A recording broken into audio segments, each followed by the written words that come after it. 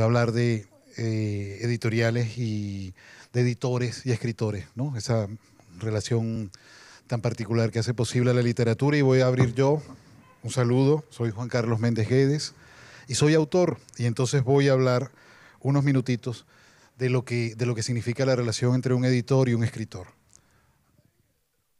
Primero usaría una frase del Tristán e Isolda. ¿Queréis que os cuente una historia de amor y muerte? Así comienza uno de los grandes textos literarios de Occidente, que es el texto que define lo que es el amor-pasión y nuestra manera de relacionarnos con el amor, que define lo que es la intensidad, el ardor, nuestra manera de cantar boleros, nuestra manera de vivir, el amor que sufre. ¿Y por qué les hablo y os digo, queréis que os cuente una historia de amor y muerte en una mesa como esta? Porque no hay mayor idilio, mayor pasión, mayor fuerza y mayor desengaño que el que une a escritores y a editores. Cualquier bolero, cualquier canción desgarrada, cualquier historia de amor que ustedes hayan conocido, pues se la pueden aplicar perfectamente a la relación entre un escritor y un editor. Son los amores más intensos que hay en la vida. Yo recuerdo en una ocasión conocí a un escritor, no, estuve a punto de nombrarlo, menos mal que no lo he hecho. Bueno, él estaba muy mal en ese momento, se había quedado sin trabajo, lo había abandonado su esposa, no tenía para pagar el colegio de su hija, y yo lo notaba pleno, sonriente, con los ojos brillantes. Y le dije, oye, me encanta esa entereza que tienes tú frente a la vida en un momento tan difícil. ¿Qué haces? ¿Yoga? ¿Haces meditación? ¿Eres budista? Y me dijo, no, tengo editor. Era un escritor con editor, un escritor que tiene un editor, una editora, es capaz de soportar las mayores desgracias de la tierra. Es el gran momento. ¿Y cómo surge esa relación? Pues con una conexión amorosa infinita. Se reúnen, y esa persona que edita libros le dice al escritor o a la escritora, oye, este es el manuscrito que siempre quise publicar. Y claro, imagínense cómo puedes quedar, ¿no? Y luego dice, creo que vamos a tener muy buenas ventas, entonces ya aquello es perfecto. Estamos hablando de la estética y estamos hablando del dinero. Es magnífico, ¿no? Bueno, y comienza y arranca esa relación, van juntos, presentan el libro, hacen entrevistas, pasa un poco el tiempo, llega el mes de abril, llega la liquidación del primer año y ya pues el editor empieza a responder menos al teléfono. Lo llamas y te dice, es que estoy ocupado, pero antes me contestaba siempre, sí, pero tengo trabajo, en serio, de verdad, no me atosigue. Y llega ese segundo libro donde piensas que vas a recuperar ese hechizo de la primera vez y no sucede, no es igual, no es igual. Y entonces viene un tercer manuscrito, pero ya has notado algunas señales. Has visto, un día caminando, has visto a tu editor sentado en una mesa con otro autor o autora. Y lo miras y te dice, ya, pero espérate, no pienses mal, es que tengo que ampliar el catálogo. Finalmente, un día te enteras la terrible noticia y es que tu editor se ha ido de gira con el otro autor, gira que nunca te ha organizado. Y tú dices, pero claro, ¿y entonces qué ha sido esto? ¿Qué ha sido lo nuestro? Y llega el momento en que entregas el tercer manuscrito y tu editor te dice, tenemos que hablar. Y tenemos que hablar históricamente, sabemos qué significa, ¿no? Tenemos que hablar, es que no quiero que hablemos más. Y tu editor finalmente cierra la historia, que ha sido maravillosa, apasionante y apasionada, diciéndote, no eres tú, es la editorial. Entonces eso sería, pues llegamos a lo que yo tengo que decir, es una relación fantástica, maravillosa, porque a mí me encantan los boleros y me encantan los culebrones, soy venezolano, entonces no hay culebrones más bellos que los que uno vive con un editor. Así que nada, te paso la palabra. Bueno, muchísimas gracias. Historias que son verdaderas, desde luego.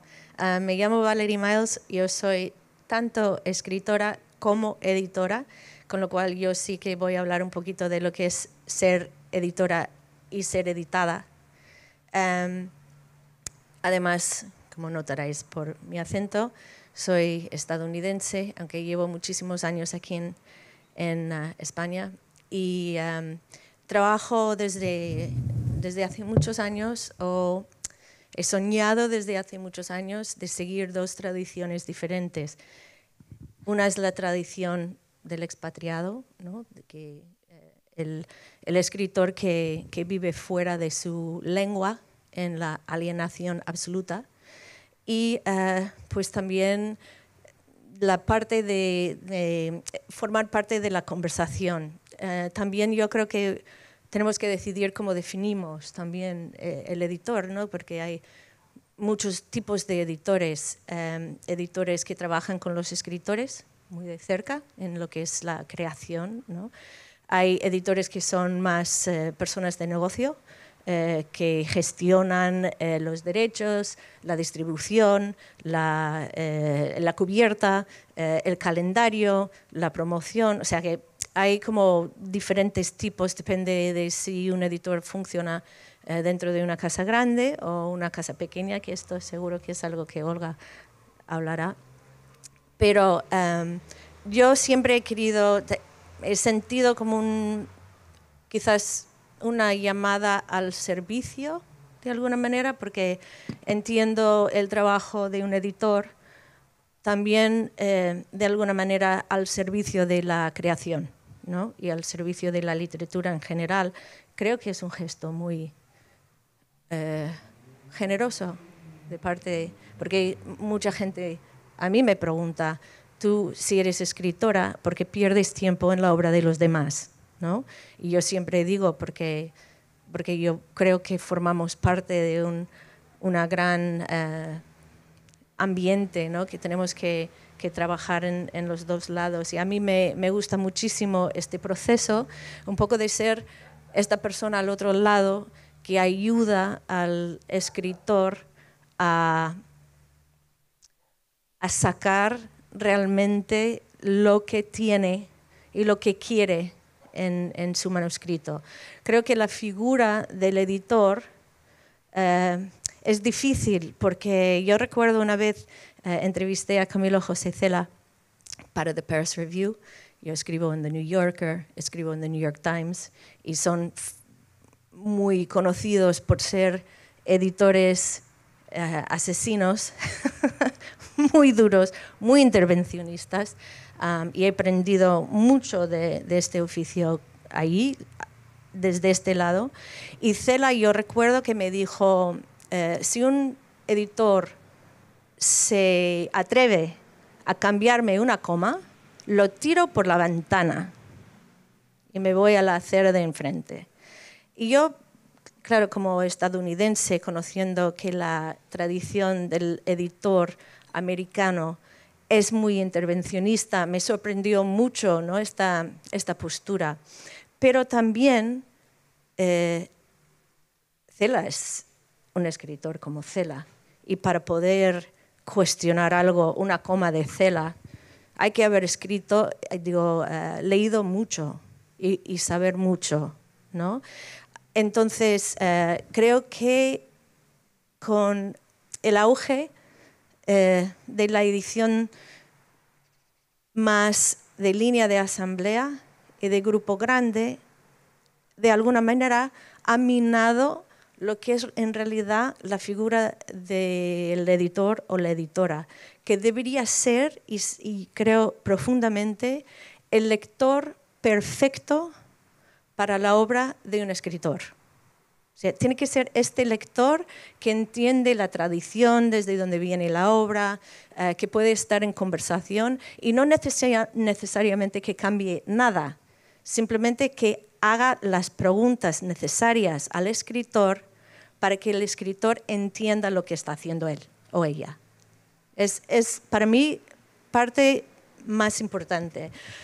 Pero pensé, bueno, yo he sido también editora con seudónimos por muchos motivos. He sido editora de la obra de escritores muertos también. Pero he tenido una gran oportunidad de trabajar con una serie de escritores, y pensé que voy a leer algo de mi libro, que es un libro que se llama Mil bosques en una bellota, simplemente porque era un momento para mí que como editora me sorprendió. Y el escritor es un libro que se llama Mil bosques en una bellota, pero viene de un libro americano que se llama My Best, que en 1942 un editor decidió hacer una pregunta a una serie de escritores de la época acerca de qué consideran sus mejores páginas, sus 15 mejores páginas. Y los escritores que hizo esta pregunta fueron Hemingway, Faulkner, Dorothy Parker, Fitzgerald. Scott Fitzgerald, preguntó también a T.S. Eliot, preguntó a Gertrude Stein, que no pudieron participar por la guerra. Entonces, este libro, el filósofo John Dewey, que había leído Hitler de cabo a rabo y había concluido diciendo que no hay manera que los alemanes puedan ganar la guerra porque Hitler no tiene fe en el ser humano. Años antes, cuando parecía que todo estaba perdido. Con lo cual me pareció muy interesante este tipo de libro, entonces decidí, quiero hacer esto en español. Entonces reuní 28 escritores, los grandes escritores finales del siglo XX, autores como Aurora Venturini, Eve Uhart, Goytisolo, Marías, Fuentes, Cristina Fernández Cubas y Mario Vargas Llosa, entre muchos otros. Entonces, con Mario trabajé pensando que evidentemente me daría pues unos 15 páginas de Fiesta de Chivo o de quizás conversación en la catedral, que es al final, a lo largo de nuestra conversación, lo que yo sugerí, porque lo considero un hito estructural, ¿no?, de la literatura. Pero al final él escogió una escena del paraíso en la otra esquina, que a mí me sorprendió muchísimo. Y voy a leer, yo hice la pregunta de por qué has seleccionado ¿por qué hiciste esta selección? Y a cada uno también les pregunté quiénes eran sus lecturas, ¿no?, las lecturas que han marcado sus vidas.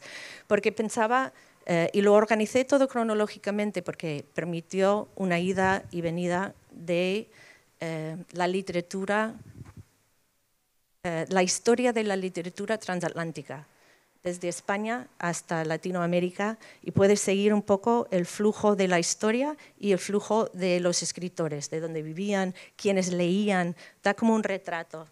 Entonces Vargas Llosa responde: elegí estos fragmentos siguiendo dos criterios. El primero, que cada uno de ellos tuviera una importancia dramática en la historia y que aludiera a hechos neurálgicos del argumento. Y en segundo lugar, que estos fragmentos pudieran ser leídos y entendidos por sí mismos para quien no conociera el contexto en el que aparecen en mis libros. Dos criterios a veces difíciles de compatibilizar, pero creo que haber salvado con cierto éxito. Escogió un pequeño fragmento también de la Fiesta del Chivo. La segunda parte se llama En conversación con los difuntos, y aquí Mario dice: mi lista de difuntos viene del soneto de Quevedo, En conversación con mis difuntos. ¿Quiénes son los escritores muertos con quienes conversan los autores? Y él dice: mi lista de difuntos inolvidables sobre los que vuelvo una y otra vez con la memoria o con las relecturas son muchos y llenarían varias páginas.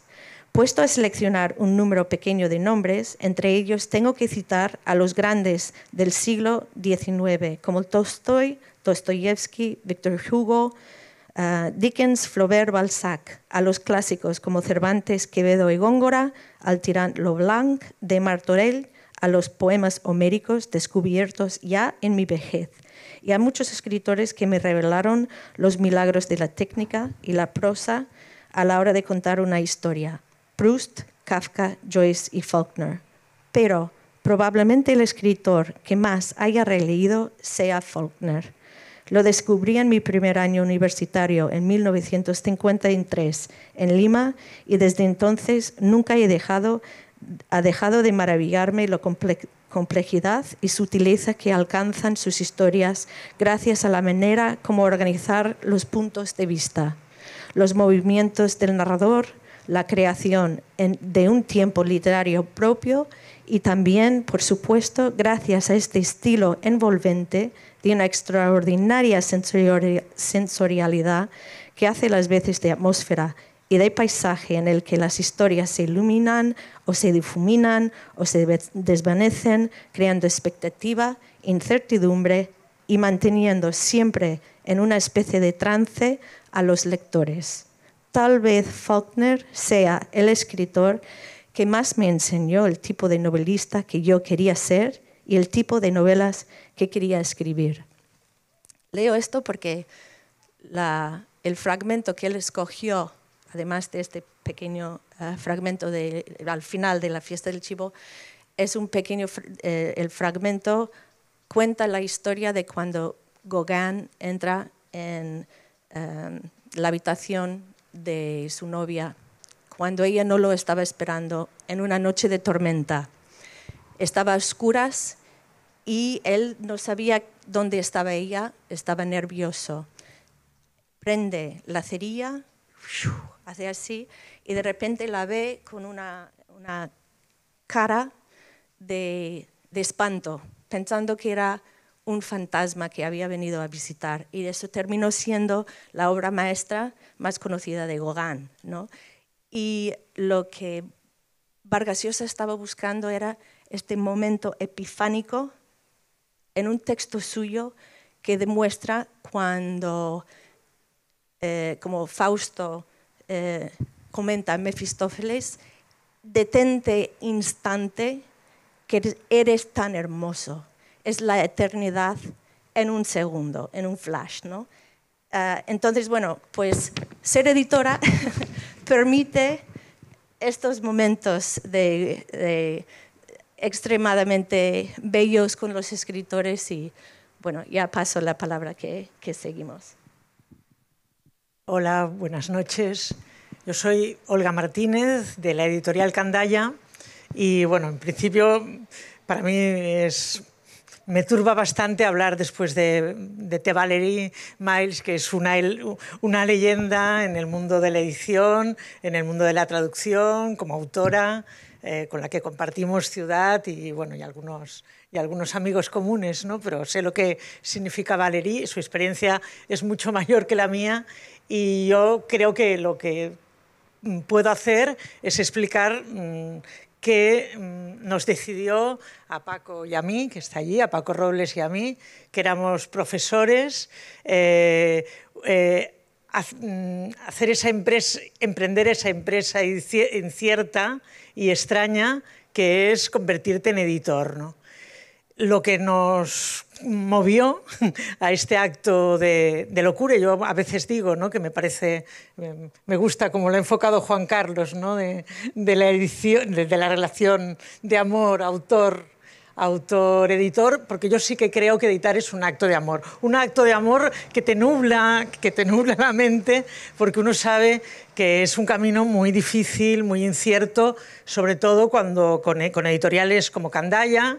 Candaya nació hace 17 años, hemos publicado 105 libros, con un proyecto muy arriesgado, porque de estos 105 libros, 63 son de autores latinoamericanos. Cuando empezábamos con Candaya, una vez tomamos un café con Jorge Ralde, al que admiramos muchísimo, y nos dijo que estábamos absolutamente locos, que era imposible mantener una editorial en que su identidad principal, su ADN principal fuera la literatura latinoamericana. Y hemos ido descubriendo que realmente es muy difícil. Es muy difícil porque también nuestra otra parte, ese 40% restante, son sobre todo autores españoles, porque también pronto descubrimos la dificultad que tenían muchísimos escritores en publicar su primera novela, y también descubrimos la cantidad de escritores descontentos con grandes sellos, ¿no? Por ejemplo, nosotros publicamos a un autor argentino que vive en Barcelona, que es Lázaro Cobaldo, que es un autor con una trayectoria casi de autor mítica, pero que en un momento determinado dejó de interesar a un gran sello. Y pensábamos que había un espacio, un vacío editorial para eso. Pero en realidad nuestro punto de partida fue, como os digo, el amor a América, ¿no? Y este americanismo, este amor a América nos ha hecho ser muy tozudos, ¿no? Pero ¿qué es lo que nos impulsó? ¿Qué nos impulsó a Paco y a mí a lanzarnos a esta empresa que sabíamos ruinosa, que sabíamos incierta y que sabíamos difícil, ¿no? Y mantenernos tozudos en lo nuestro, ¿no? Pues fue dos fascinaciones, dos viajes, uno a Paraguay, un cafetín en Asunción, conocer a un poeta que se llama Elvio Romero, que en Paraguay es el poeta, alguien que era el más joven de una generación de escritores míticos, entre los que se encontraba Nicolás Guillén, o Pablo Neruda, o León Felipe, o Rafael Alberti, cuando vivía en Argentina, que fue su maestro, y darte cuenta que a ti, que has leído siempre literatura latinoamericana, nunca habías oído el nombre de ese escritor, que en Paraguay era el gran poeta. Y tuvimos la suerte de visitar su pequeño apartamento. Él vivió exiliado en Buenos Aires toda la vida, y descubrimos que aquello era un museo de la literatura, ¿no? Fue el primer biógrafo de Miguel Hernández, ¿no? Entonces comenzamos a investigar y descubrimos que nunca... Y fíjense en ese detalle, porque es muy significativo. En 500 años de historia común con América, en 500 años de lengua común, nunca un poeta paraguayo se había publicado en España. Eso y otro deslumbramiento en Mérida, en la Plaza Bolívar de Mérida, un escritor que se llama Enodio Quintero, venezolano, periférico, andino, pero que desde su mitología andina toca todos los temas claves del mundo contemporáneo. Él es además un japonólogo, un lector voraz de literatura contemporánea, amigo íntimo de Vilamatas, de Juan Villoro. Era también desconocido en España. Eso nos hizo pensar que había un vacío editorial y también darnos cuenta, me ha gustado mucho antes oír a Andrea, porque también su libro está siendo un éxito apabullante en una editorial independiente y también arriesgada. Nos dimos cuenta que estábamos viendo un momento de bibliodiversidad interesantísima en nuestro país, ¿no? Y que las cosas estaban cambiando. Es verdad que todos, páginas de espuma, que aquí hay, bueno, no está hoy Juan Casamayor, pero tendría que estar, todos nuestros otros, páginas de espuma, Barret, Impedimenta, tantísimas editoriales que admiramos, éramos resistentes, éramos habitantes de una grieta, estábamos viviendo en una brecha, la que dejaba el gran duopolio, en el momento en que se unificaron, además de Planeta, todos los sellos juntos, pero desde esa grieta se podían hacer cosas maravillosas. Y la verdad, nosotros nos hemos regido siempre por esa idea. No queríamos publicar nunca un libro que no nos enamorara. Y podemos equivocarnos, de hecho, seguramente en algún momento nos hemos equivocado, pero en todo caso tenía que ser nuestro error. Este era el primer punto de partida. ¿Y qué literatura nos gusta a nosotros? A esa literatura teníamos que ser fieles. Nos gusta la literatura comprometida, y cuando digo una literatura comprometida, en tres ámbitos: comprometida en primer lugar con el lenguaje, con la forma, en segundo lugar con el ser humano y sus aspectos a veces más oscuros, más escondidos, y después también con el presente, con la historia. Aunque como David Toscana, que tenemos la fortuna de que sea autor nuestro, él, una de las cosas que a mí me fascina de su literatura es que habla de los grandes temas de nuestro momento histórico, siempre con tramas del pasado, ¿no? Eso es algo muy peculiar que a mí me interesa mucho de lo que escribe David, que es, de verdad, un grandísimo, grandísimo escritor, ¿no? Esa literatura comprometida y luego una literatura de alguna manera arriesgada, una literatura que buscaba nuevas maneras de contar. O sea, vivimos en el siglo XXI, a mí me gusta muchísimo la literatura realista, de hecho me emociona estar en la tierra de Galdós, pero no se puede escribir como en el siglo XIX, ¿no?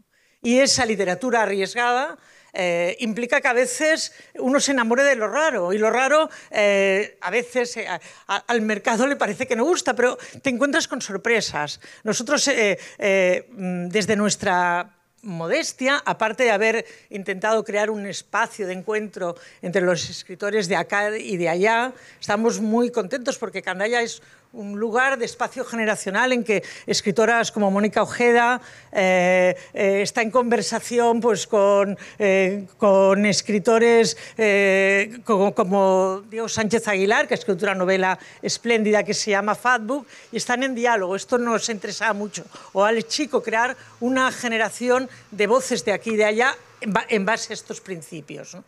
Y a veces uno publica cosas raras que aparentemente no entran en el mercado y resulta que descubres que los lectores las necesitan, ¿no? Tuvimos la suerte de publicar en su momento a Agustín Fernández Mayo. Era una editorial modesta como la nuestra, vendió 40.000 ejemplares y creó en torno a esa novela, Nocedallín, un revolcón de lo que eran formas bastante anquilosadas de la literatura.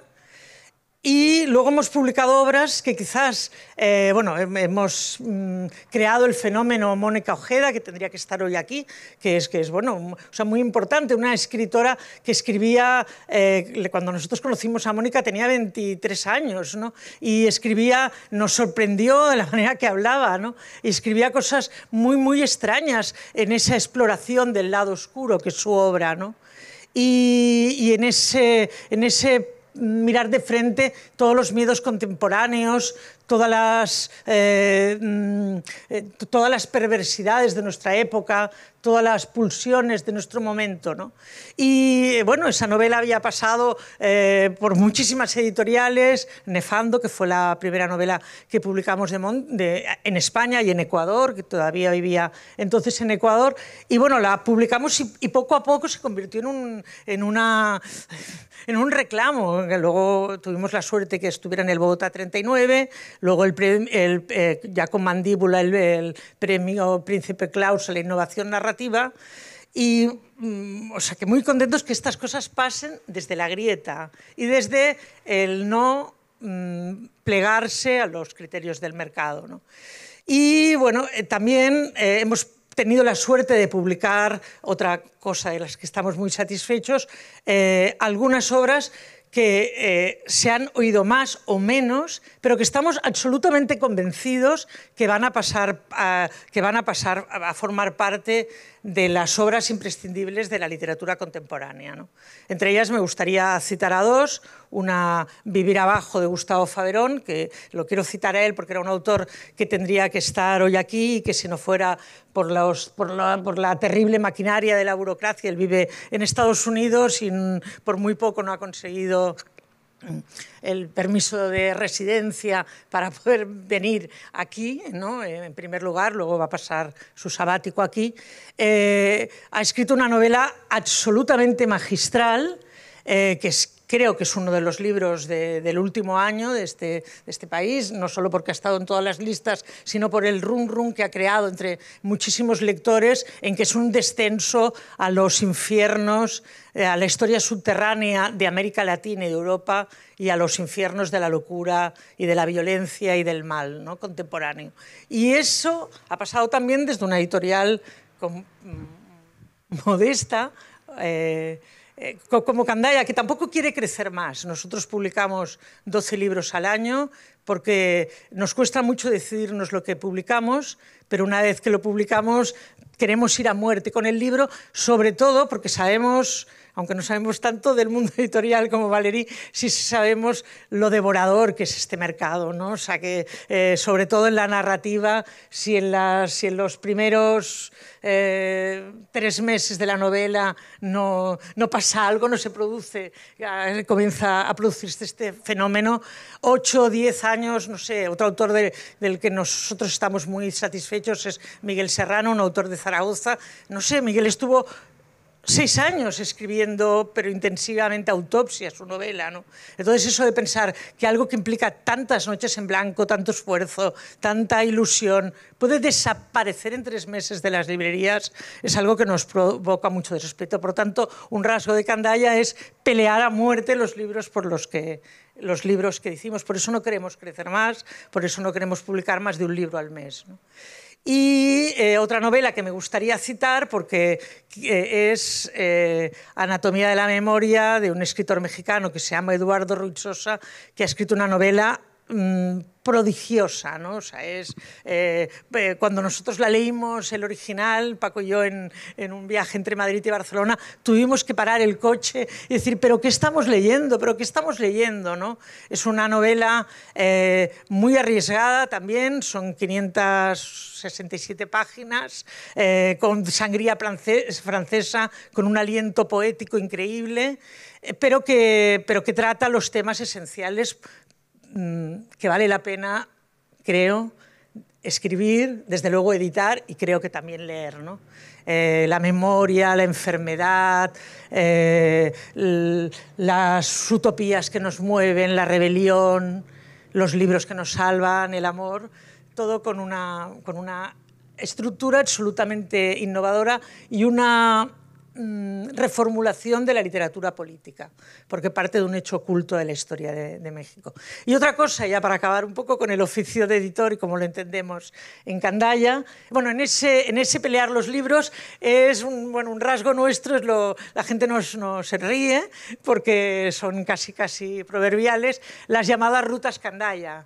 Ahora estamos muy paralizados por el coronavirus, porque es difícil viajar, pero no sé, hacia memoria, la última ruta Candaya fue en febrero, con una novela también muy arriesgada, porque son 78 páginas, una novela con 4 párrafos de un derrumbe familiar, atrapados en una casa y también en 4 párrafos, cada una de las partes, que es una novela, a mi entender, hermosísima, de Alejandro Morellón.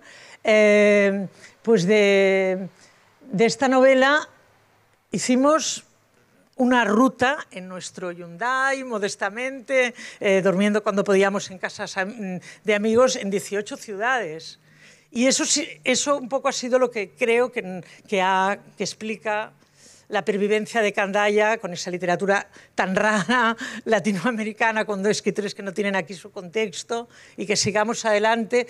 Eso ha ido creando una serie de comunidades lectoras. Una vez un periodista, definió Candaya como una red de complicidades, una serie de comunidades cercanas, de libreros, de prensa en los diferentes lugares, de escritores de las diferentes zonas, de lectores, que es lo que nos ha sostenido, ¿no? Y ya para acabar, quiero presentar a David Toscana, que es la última novela que acabamos de publicar, y bueno, me comienza a temblar la voz y las piernas porque si esta novela, que se llama La ciudad que el diablo se llevó, hubiera aparecido en otro momento, estaríamos también en la carretera. Pero ahora, gracias a la generosidad inmensa del encuentro hispanoamericano de escritores, la valentía que han tenido en estos tiempos en el que todo se suspende, demostrar que la cultura es segura, puede ser segura. Felicitaciones a Nicolás, a Charo, a la gente que nos acompaña continuamente, a nuestros choferes, a Tomás, a Marta, a toda la gente que nos está acompañando y que está haciendo posible algo muy difícil, porque ha de ser muy complicado organizar un festival en un momento así, ¿no? Y entonces nos permiten la oportunidad de por primera vez, hablar de esa joya, de verdad, léanla porque es una joya. Perdonen la propaganda, pero es que ya le hemos dicho que en Candaya publicamos solo lo que nos enamora, que es La ciudad que el diablo se llevó, ¿no? Y bueno, yo quería darle pie a David, pero primero quería explicar, porque supongo que es algo que interesa, cómo llegamos a publicar, cómo descubrimos a David Toscana y cómo llegamos a publicar. Perdonad si me he extendido un poco. Bueno, pues primero tengo que leer. La novela por los suelos.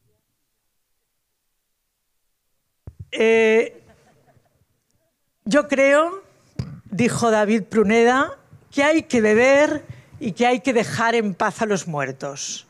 Beba, muchacho, le dijo Pruneda. Beba, señor, le dijo Pruneda. En 2014, antes de escuchar el nombre de David Toscana, conocimos a un tal David Pruneda que habitaba en esa novela, en esa obra maestra, en esa novela excepcional de Eduardo Ruiz Sosa que les he citado. Este David Pruneda, que habitaba en esta novela, hablaba desde la irreverencia y desde la insurgencia.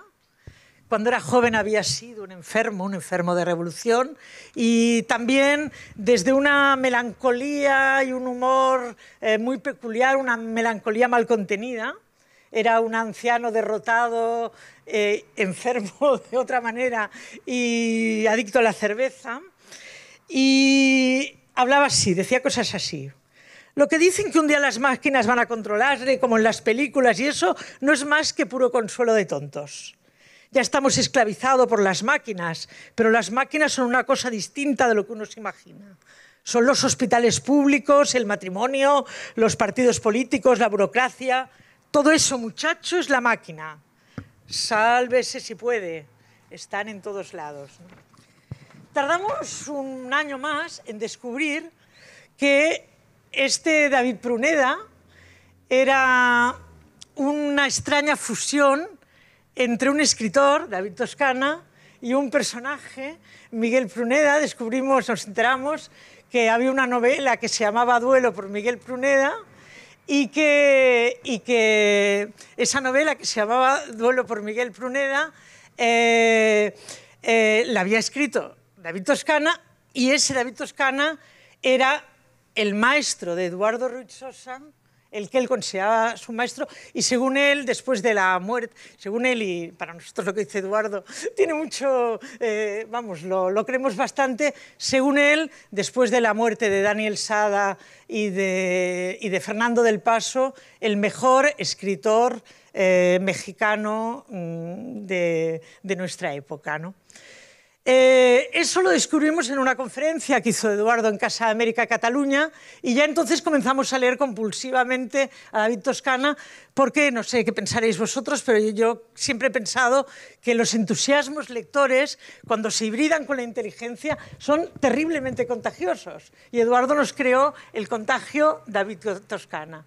Luego viajamos a México, al norte de México, y allí había acabado de salir Olegaroy, la última novela de David, y descubrimos que David era un referente importantísimo. Aquí en España nosotros no lo conocíamos, como nos había pasado con Ennódio Quintero, con Elvio Romero, pero en México era un gran referente, sobre todo para los lectores jóvenes y para las nuevas generaciones de escritores mexicanos, ¿no? Y entonces, bueno, eso ya fue una locura, ¿no? Comenzamos a leer Santa María del Circo, El último lector, y imaginaos lo emocionante que es ahora saber que David Toscana, ese escritor que habíamos leído con tantísima pasión, ahora es autor candaya, ¿no? Una pena que no podemos conversar por la novela, pero hay que dejar hablar a David y sobre todo a Marcelo Luján, que es gran figura de esta mesa. Acaba de ganar el Ribera del Duero y hay que felicitarlo muchísimo y leerlo, pero bueno, de verdad que como me gustaría en algún momento poder hablar de La ciudad que el diablo se llevó, que es una novela que habla de Varsovia, solo digo eso, pero que es una novela... Habla de la ciudad devastada de Varsovia, pero que es una novela muy adecuada para leer en el momento en el que estamos, porque un poco la idea, creo, central de la novela, al menos como nosotros lo hemos leído, es cómo sobrevivir cuando todo se derrumba, cómo seguir celebrando la vida entre las ruinas. Y este festival es también un ejemplo de eso. Bueno, David... Buenas noches buenas noches a todos, gracias por estar aquí. y gracias a Olga y Candaya por haberme publicado esta muy bonita edición. De hecho, publiqué yo, comenzamos esta posibilidad de publicar en Candaya precisamente porque presenté una novela de ellos y me dio mucha envidia. Le dije a Gustavo Faverón que me dio mucha envidia lo bien editada que estaba su novela, el formato, el tipo de letra, lo bonito que era leerlo, el tamaño de la caja. Hay un montón de cosas donde el libro no solo es palabras, porque si queremos decir muchas veces que no nos gusta el libro electrónico, que nos gusta el libro en papel, pero entonces el libro en papel tiene que ser algo bonito, tiene que también ser un objeto que nos dé placer solamente por tenerlo. Y como escritores nos gusta mucho que salgan libros bonitos nuestros, que salgan con portadas agradables, que salga con un tipo de letra, que el papel no se ponga amarillo al segundo mes, que se pueda subrayar bonitamente a los que subrayamos libros. Hay unos papeles que se prestan y hay otros que no tanto. Y entonces hay muchas cosas que tienen que ver con el objeto. Le comenté esto a Gustavo Faverón y estaban ahí presentes los editores Paco y Olga. Y bueno, un poco sin planearnos, sin nada, terminé publicando este libro con ustedes. Está comenzando el amor, vamos a ver cuánto nos dura, porque sí, es la primera vez que publico bien en España. Yo había tenido una carrera de estarme fugando de las editoriales, porque comencé publicando en una que en México tenía buena reputación en aquel entonces, una editorial que se llamaba Plaza y Janés. Y apenas publico el primer libro y viene Random House y compra la editorial y todo empieza a ser un desastre porque ya no había esta relación personal, ya de pronto estábamos en un grupo grande.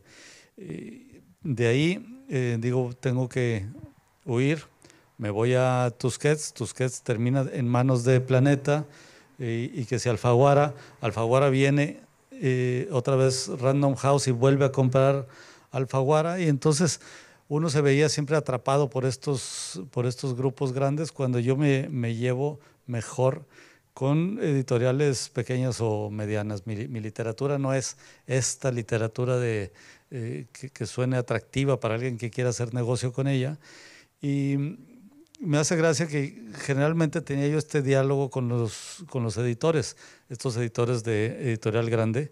Me acercaba y pues el escritor siempre necesita dinero y nunca tiene para pagar la renta. Y me acercaba a ellos y les decía, oye, pues necesito algo de dinero. Y apenas les mencionaba esto y sacaban la computadora y me decían, pues has vendido 14 ejemplares, yo creo que no podemos pagarte nada, o tú no vendes libros. Y me empezaban siempre a hablar de números. Y entonces el día que yo decía, bueno, ya me voy a otra editorial, me dicen, ¿y la amistad? ¿Y el cariño? No, pues ¿cuál cariño? Si era puro dependiendo de cuál era la conversación, siempre solía ser de números. Y entonces no me llevaba bien con los editores. Suelo tener... hace rato Valeria hablaba de estos editores norteamericanos que son muy impositivos. Yo me llevaría pésimo con los editores norteamericanos. También soy de los que no me gusta que me cambien las comas, de la idea de que el escritor finalmente es el artista, y es el que cuando un pintor, por ejemplo, exhibe una galería, el galerista no agarra un pincel y le dice, mira, creo que aquí hay que ponerle un poco más de amarillo, sería un crimen. Y yo creo que el diálogo se puede permitir, pero esa imposición de un editor no la acepto. Y entonces con los editores impositivos siempre me llevaba un poco mal. Había editores que me querían cambiar toda la historia, porque me decían, ¿qué tiene que estar haciendo toda esta filosofía aquí en tu libro? Concrétate a la historia policíaca, y les decía, es que ni siquiera es una historia policíaca, pero puedes hacerlo porque es lo que se vende, me decían, tienes que hacer una historia policíaca. Entonces, hay, por supuesto, todo tipo de editores, no los quiero caricaturizar aquí en este momento, pero es una relación que sí, como decía Juan Carlos, una relación amorosa. El escritor que no tiene editor se siente mal, el que lo tiene cierta dicha. La idea de que el libro electrónico iba a eliminar el editor, pues no, fue una fantasía momentánea de finales del siglo XX. El editor es importante, necesario, y esta es, sí, una de las relaciones difíciles, una relación de mucho conflicto, cuando uno no encuentra la verdadera armonía con el editor.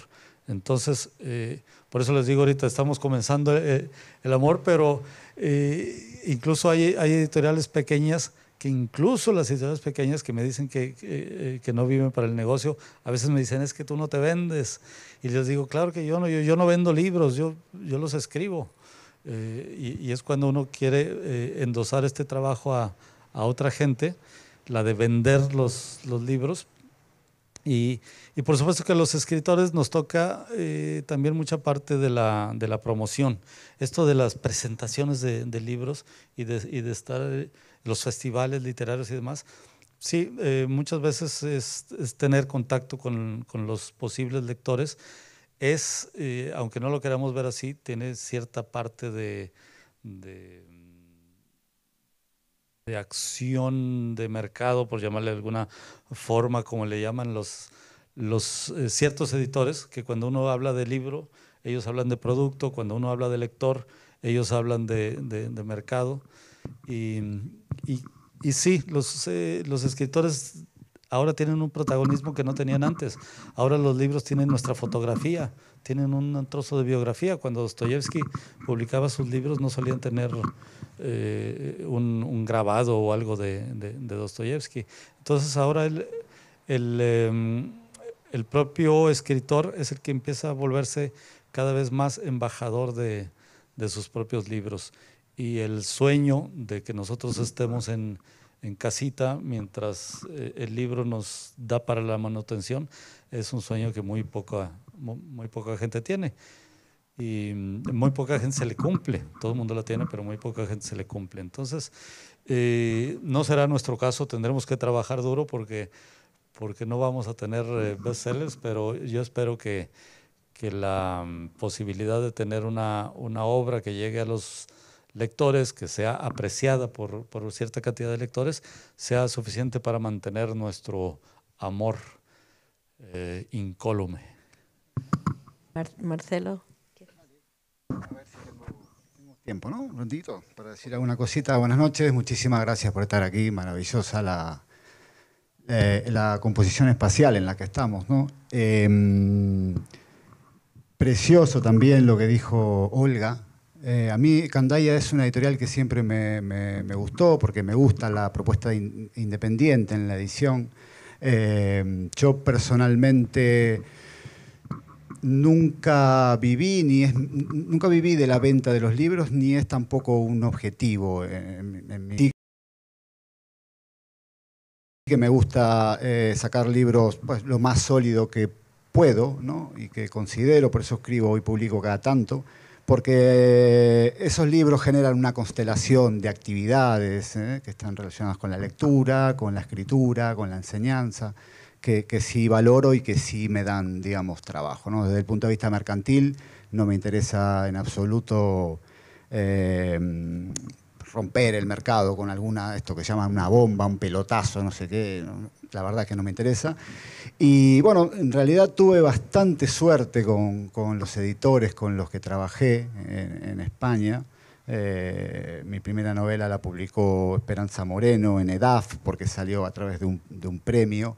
Y después de esa novela, la segunda, tuve la grandísima fortuna de conocer a Xavi Azpeitia en un proyecto precioso que era 451, que duró muy poco justamente porque era hermoso, ¿no? Y las cosas hermosas duran poco. Había firmado el contrato también de mi segunda novela con 451, un sello, Juan Carlos asiente, un sello donde todos queríamos publicar porque era una maravilla lo que habían hecho ahí, desde la composición incluso paratextual. Bueno, esta editorial se cae repentinamente con todo el equipo fuera y Xavi Azpeitia, que bueno, yo tenía el contrato firmado, me negaba a devolver el anticipo porque claro, ante esas circunstancias Azpeitia me dijo que no lo hiciera y que él me iba a esperar a la conclusión del contrato y me iba a presentar a un editor que era nada más y nada menos que Manuel Fernández Cuesta de la LEF, al quien admiro muchísimo, al que me ayudó muchísimo, le dediqué mi tercera novela. Bueno, Manuel Fernández Cuesta murió hace unos años.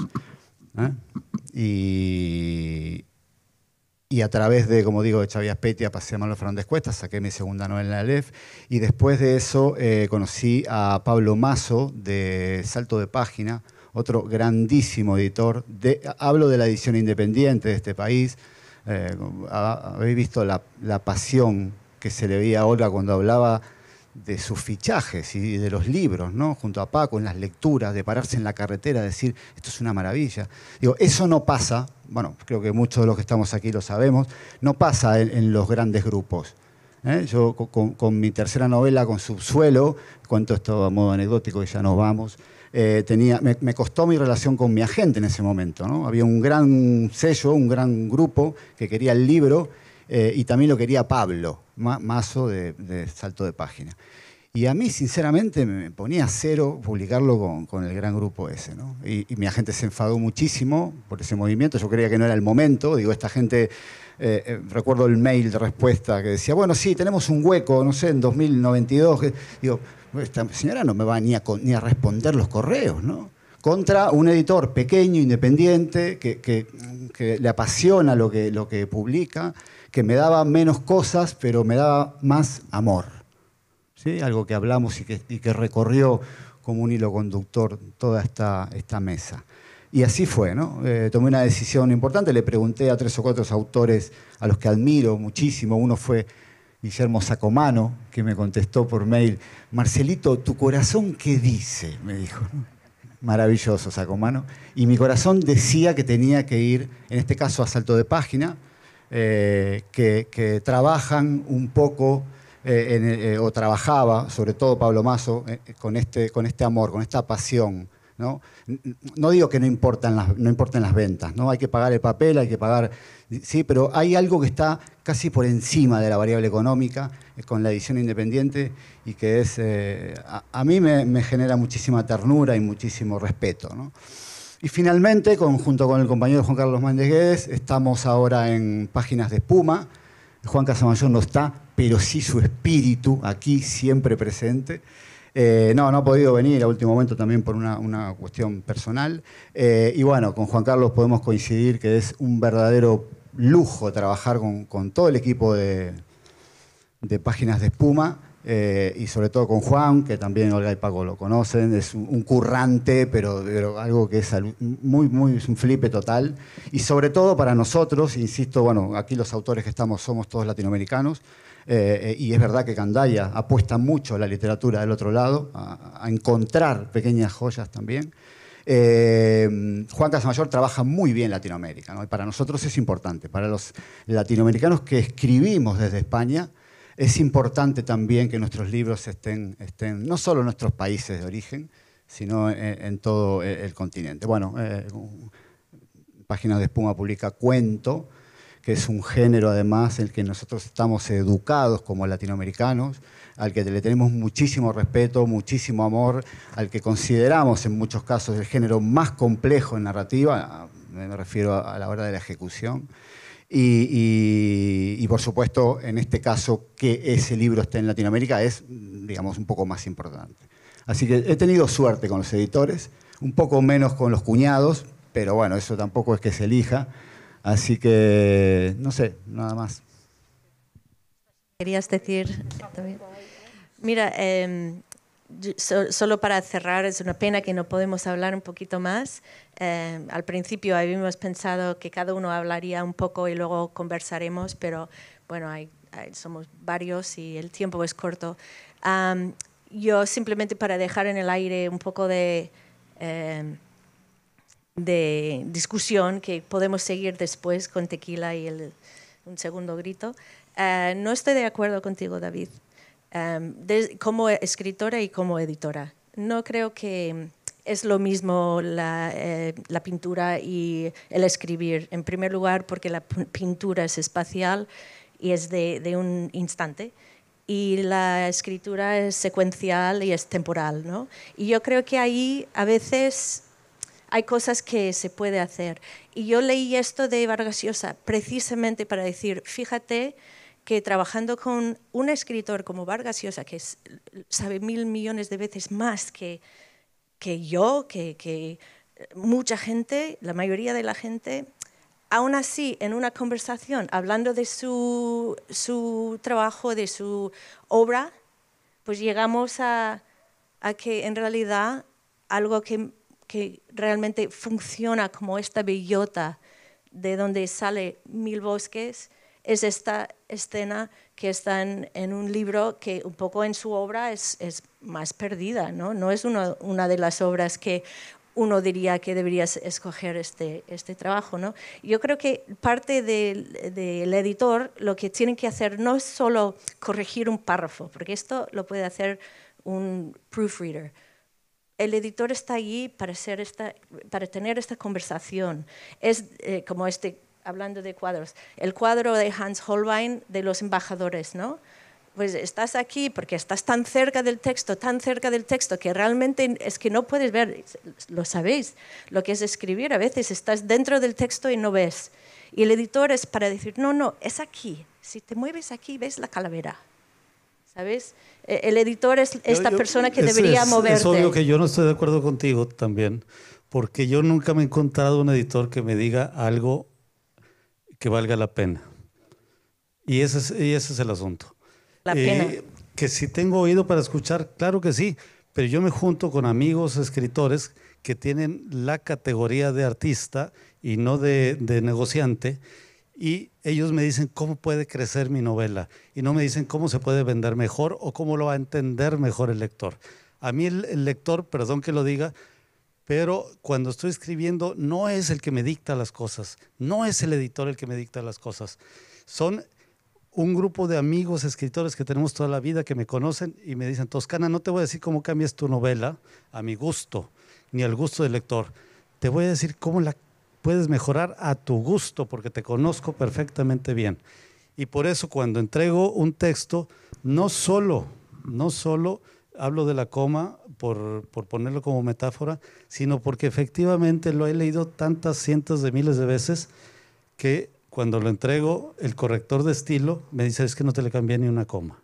Y eso es el trabajo del escritor, porque es verdad que hay muchos escritores que son descuidados. Y pues si me mencionas Vargas Llosa con tanto viaje, con tanto premio, ¿quién no le puede decir en dónde se descuidó? Porque ya no tiene esta artesanía de los escritores que nos quedamos día y noche leyendo, revisando, trabajando. Y entonces, por eso es que no le queremos endosar a ningún editor ese trabajo. Queremos que sea nuestro. Pero el que trabaja con más velocidad, con más descuido, ese sí necesita al editor, y ese sí, pero por eso es algo personal. Y por eso no quiero caricaturizar al editor ni nada. Este tema sí, es porque es una us and sí, them, sí. ¿no? Es como, Sí, a ver, hay editores que son escritores también. Claro, pero Ahí que está, no ahí lo está. sea. Por eso. El editor es un...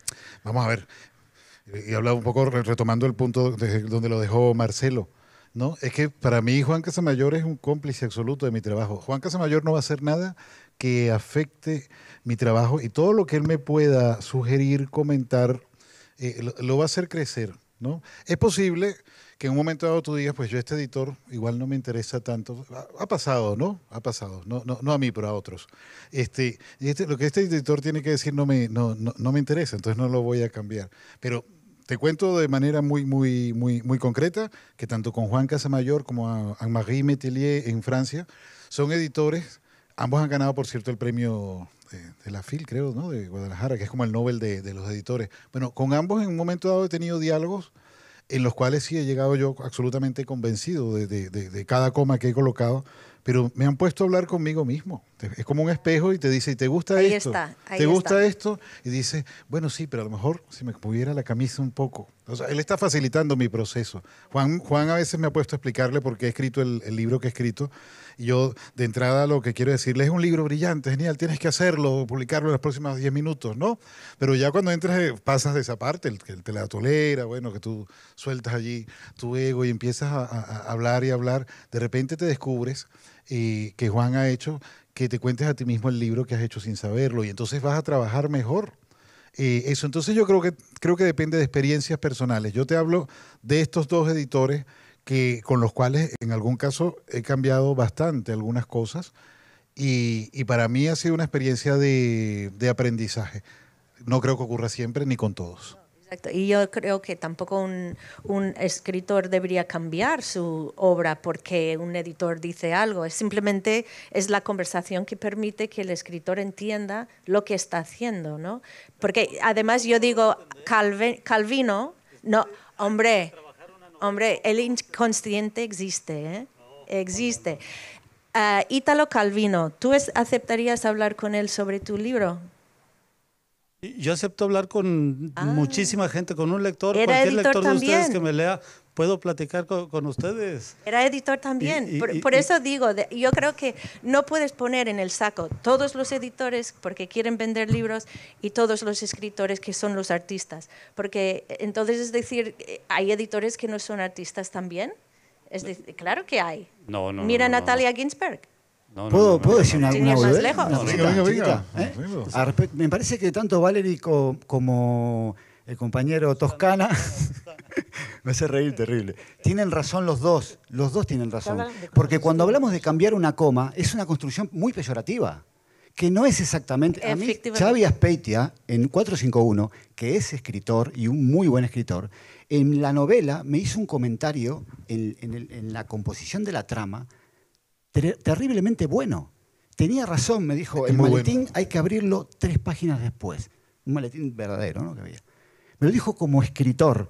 Y creo que estoy de acuerdo con David en que hay una variable, insisto, mercantil muy cutre que a veces nos avasalla y nos pone en una situación de mierda como autores, pero hay editores buenos. Yo he tenido suerte en los que cumplen un poco la función de tus amigos.